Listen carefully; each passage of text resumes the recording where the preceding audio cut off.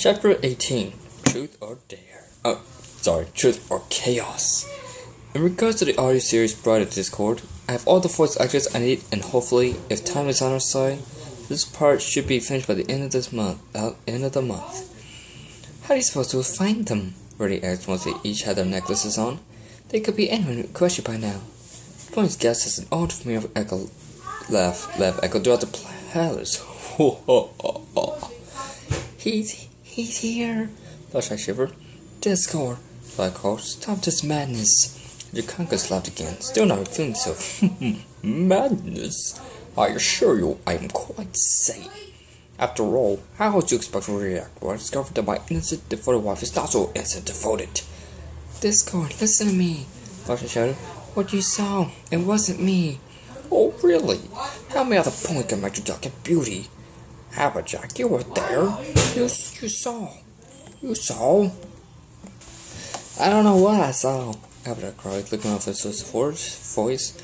We had them on the phone, Discord, Twilight declared. Surrender a scribble on Sandy and you won't be harmed. I won't be harmed? He roared laughter. That's rich. That's real rich. Duncan stumped a hoof. Enough. Why are you even here? Isn't it obvious? Flashlight squealed as Disco came out of nowhere and scooped her into his arms.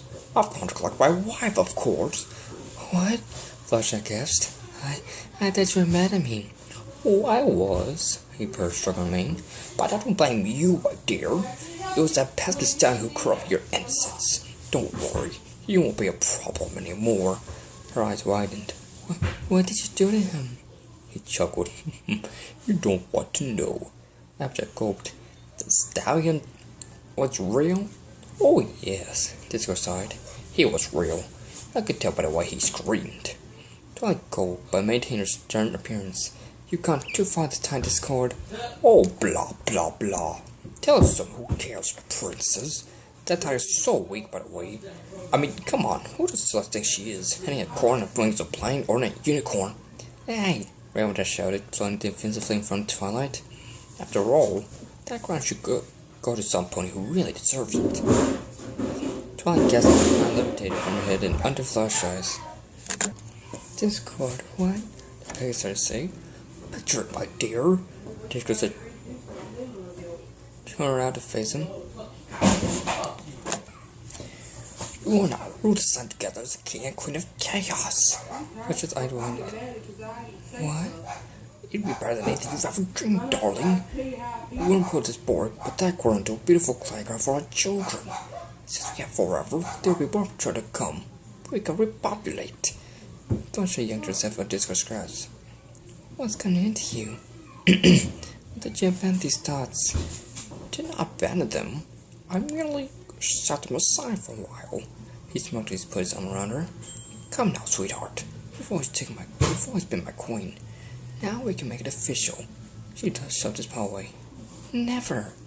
With a toothy grin, he grabbed her by the shoulders. But honey bunch, I thought you loved me. No, Flashlight cried, kicking legs fiercely. You're not my Discord. You're not the style I fell in love with. Well, Jack dear, I am. Enough. Twilight bellowed, shooting a powerful beam at him. Discord's power requires the magic stone, releasing his heart of Flashlight. The pegs the ball behind the alicorn. You have no choice, Discord. Twilight said, placed her head crown back on her head. Unless you cease this insanity within 24 hours, the next time we meet won't be as pleasant. But Jakanka slapped maniacally. You'll have to catch me first. Till he finished, his laughter continued. What's happened to him? Flashlight sobbed. He's flipped his wig, Applejack exclaimed. Twilight sighed. I'm sorry, Flashlight, but it must be done. No, Flashlight uttered. It's only want to see if he question you. And Discord's sanity. The Jakanka chuckled as his body transformed into chrysalis. Oh, that was too easy. Soon Disco would be nothing but an unmet, and Echoes would be mine for the taking. I live when things go my way. Meanwhile, the real Disco was searching the cotton candy clouds for his son. Alright, Zanny, he called. You win. I give up. After a few moments, the infant appeared in front of him.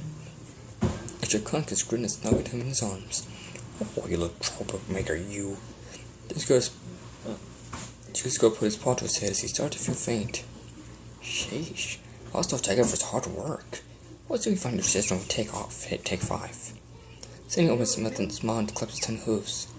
Disco scanned the streets below for his daughter. Ah, there she is. He swooped down inside the young mare, who was sitting still and staring at her reflection in the puddle. I found out, Disco declared, towing Sandy after him. After all the excitement, the little scammer's probably worn out. Now we all take a nap in the cloud, just like we used to. He awaited a response, but received only silence. She didn't even lift her head to look at him. Confused, Discord cleared his throat. I said, I heard you, Scribble moaned unsoundably. Aha, she speaks. So what do you say to that nap? Dad, I want to go home. Disco froze. Later, honey. She finally turned her head toward him. I'm tired, Daddy. You said that at the beginning we would go home, but we came in an hour ago. She scowled. You pinky promised. Have I touched you nothing, dear? Disco asked, holding up his crossed fingers. Crossies don't count. Scoba gasped. You lied to me? How did I not know that? He shrugged. You're sleeping, my dear. We just need a rest. I do need a rest. In my own bed. Why can't we go home? This is our home. Disco gestured to the surroundings. This entire city is ours for the taking. Dad, stop it. I'm tired of this game. No one gets in trouble with Mom, but the princess won't. Who cares? He snapped. Who cares what your foul mother thinks? Daddy, what's gotten into you? Why do you keep talking about Mom like that? Disco bit his lip as he looked at his angry daughter. He then sighed and handed Sandy to her. Okay, he breathed. I'll tell you the truth, but you're not gonna like it. He turned his face away. Your mother left me. He placed his paw to a fist. She's left us. Scribble blinked in disbelief. What are you talking about? She left me for another stallion, he roared. What? Scribble shrieked. It's true. I saw her. She was swinging tons talking with that. Dad? Scribble quickly covered Sandy's ears as he said the word. Disco faced his children. But we don't need her, my darlings. We don't need any of them. Who showed them what has been messed with the House of Chaos? Daddy, they said in a broken voice. Mom couldn't. She wouldn't. She loves us. Loved us, Disco hissed. We were too repulsive for her to love. No, she would never. Mom loves more than anything. She told me lies. Oh, lies. She wasn't. I didn't. Then your child's clouded thought, my dear. The young man was trying to process all this. Her thinking was fuzzy due to her shocking fatigue. That doesn't make sense. Why would her sweet K-Mom do such a thing? Did she not love them? Did she not know what this girl would become? She wouldn't, Squirrel insisted, her eyes full of tears. You're lying. Am I? Disco said with an arched eyebrow. It's time you learned, my dear. You cannot trust anyone, especially the ones you love. Scribble glanced at her reflection again and then at Sandy. She closed her eyes and sucked up the tears before glaring at her father. Well, she said, I suppose it means I can't trust you either. Disco blinked in surprise. What? Still cradling her brother, the adolescent stood on her hind legs. I don't want this, Daddy. It was so bad when it was just a few harmless pranks, but this is wrong. It's evil. Honey, listen to me. No, you listen. All my life, I wasn't taught that you were evil, that I was evil too. Never believed them, but now see they're right. You promised you would not be evil again. You promised the princesses. You promised Mom. You promised me. She paused. But you lied. Her voice piercing like a sword. Sweetie, go ahead then. Spread your evil. Just leave me out of it. Leave us out of it. What are you saying? Screwy turned her back to him. Bye, Daddy. Screwy, wait! But the young man was gone with the infant before he could stop her. The two appeared deep within the every forest. Scribble's knees collapsed underneath her. Wow, I'm more tired than I thought, she said aloud. She glanced at her brother, smiling with glee, and clearly oblivious to what had just occurred. Well, it looks like it's just you and me now, bro. She gazed up at the sky. Where can we go? Mom will be looking for us, and so will the princesses. I don't believe what they said, but if it's true, Mom certainly will be happy. That's for sure. Will the princess punish us? She held him close to her. I won't let that happen to you, I promise. We can't go home. That would be the first place I would look for us. I can't stay with Dinky, and I can only imagine where my other friends might be taking me right now. Every poem was thinking of a monster. She sighed and held out her brother. I screwed up this time, didn't I? As she gazed into Sandy's eyes, they suddenly turned green and Scribble felt her own eyelids grow heavy. A soothing voice said her told her to lay down and sleep. Sleep certainly sounded good right now. Then another voice screamed, "Snap out of it!" Scribble shook out of her trance. What the? She then looked at the infant in her host, whose mouth was gaping confusion. With a decision, she dropped him. "You're not zany!" The beast scowled as he changed form. Scribble gazed up in fear at the queen of changelings who now stood before her. I underestimate your perceptiveness. I'll give you that. Chrysis grinned, though the fact that I've killed the Drake design just shows how good I am. Scribble choked on her words. What have you done with my brother? He's alive, I assure you. We changelings may be heartless, but we just love foes. Your baby brother is quite powerful for his age. I think I'll raise him as if he were my own dark prince. The young men gritted her teeth together. You let my brother alone, you monster. Chrysis put her hood to her chest, pretending to be offended. Monster? My, what a hypocrite you are. Scribble yelled and made a giant hammer appear behind the queen. It came down hard on her head, but instead of causing damage, it squeaked. Chrysis snatched the map from there and chuckled. Robber, how adorable. What? Scribble uttered.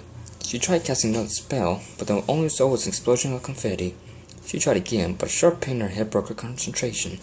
Chrysis made no effort to conceal her laugh. It's no use, sweetheart. Since I switched places with your brother, I've been feeding off your love, draining you of your power. Of course, thanks to my son, there wasn't much left to consume. Scribble's head shut up. What?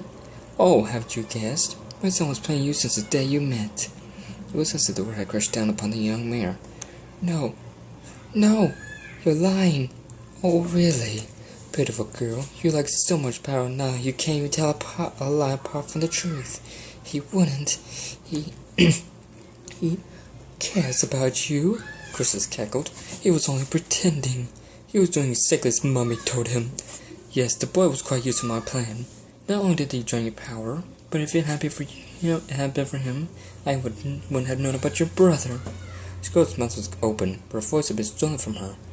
Unfortunately, my dear, the queen said lowly, now that you're powerless, you have no use to me anymore. A rose in the bushes knocked the mare out of her shock. She turned to see changelings emerge from the darkness, surrounding her and blocking all routes of escape. Feed on whatever she has left, Chrysis ordered them, then dispose of her, slowly and painfully. Scribble gasped in alarm. She had to get out of here. She had to find a brother. She closed her eyes and harnessed as much power as she could. It gave her a terrible migraine, but she did not give up.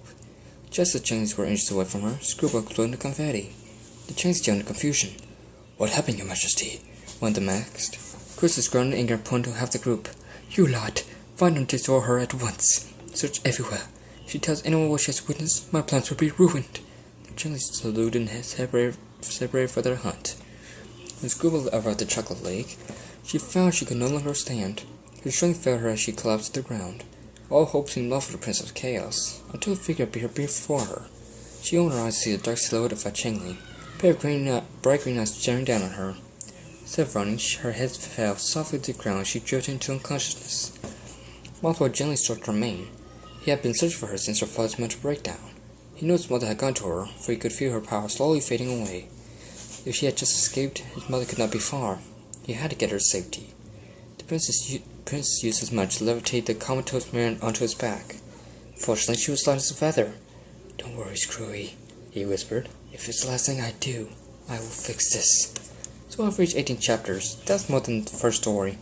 Don't worry, this will all be wrapped up soon.